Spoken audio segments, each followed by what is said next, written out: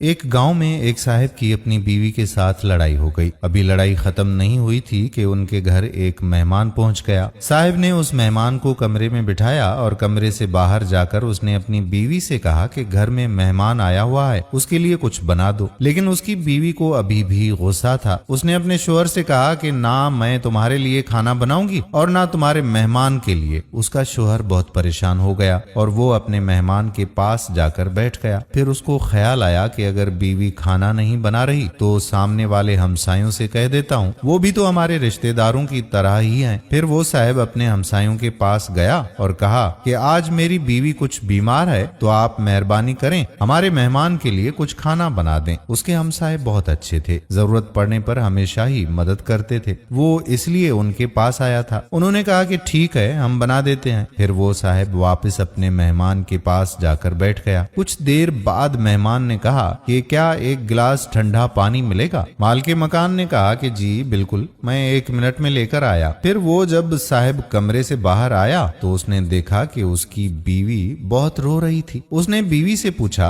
कि तुम रो क्यों रही हो? उसकी बीवी ने कहा कि मुझे माफ कर दें। उसने फिर पूछा कि हुआ क्या है, बात तो बताओ। बीवी ने कहा कि पहले आप मुझे माफ कर दें फिर बताऊंगी। शोहर ने कहा कि मैंने तुम्हें अपने दिल से माफ किया। फिर बीवी ने कहा कि जब आपने मुझसे कहा था कि मेहमान के लिए खाना बना दो और मैंने मना कर दिया था, उसके बाद मुझे ख्याल आया कि लड़ाई तो आपकी और मेरी है, मेहमान का भला इसमें क्या कसूर? मैं फिर खाना बनाने के लिए किचन में गई और देखा कि आटे की बोरी में से एक सफेद रंग का कोई आदमी बाहर निकला और उसने कहा कि डरो मत, मैं तुम्हारे आटे में से मेहमान का हिस्सा लेने आया हूँ, क्योंकि मेहमान का खाना तो हमसायों के घर में बन रहा है। ये कहकर वो चला गया। दोस्तों, इस वाक़े से साबित होता है कि मेहमान बाद में आता है लेकिन उसका रिस्क पहले। हमें भी अपने मेहमानों के साथ अच्छा सलूक रखना चाहिए। वीडियो पसंद आई हो तो शेयर जरूर कर।